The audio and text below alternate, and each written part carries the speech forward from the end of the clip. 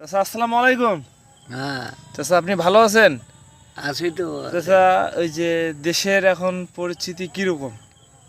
দেশের পরিস্থিতি এখন তো কীরকম মানে আমি তো আর খবর টবর শুনি না। ওই টেলিভিশন বাড়ির তো নাই, আছে ও, না, ওদের না, না। আছে। এখন টিভি আছে। হ্যাঁ টিভি আছে। এখন টেলিভিশন নাই, টিভি আছে। হ্যাঁ টিভি ভাতি দিয়া গেলার আছে। হ্যাঁ তা ওলা- ওলা ওলা- ঘরে না মুই কম দাম। ও হলে টিভি নহয়। হ্যাঁ ওলা টিভি। না না, হলে হচ্ছে ক্যাসেট।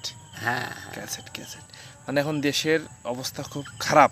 হ্যাঁ দেশের অবস্থা এই কারণে খারাপ মানে বা কি? এই মানে হচ্ছে কি, কাল যদি আলু 5 টাকা, হ্যাঁ পরের দিন আলু 7 টাকা, মানে বাজার বাজার ঠিক নেই। দরটা ঠিক নেই। ঠিক নেই, বাজার দর ঠিক নেই। যাই হোক, এখন কথা হচ্ছে যে বাজারটা মানে আমরা গরিব মানুষ খামো কি করিয়া, যাতে স্থিতিশীলতা থাকে খাদ্য দ্রব্যের দাম। মানে খাদ্য দ্রব্যের দাম তো ঠিক রকম নাই।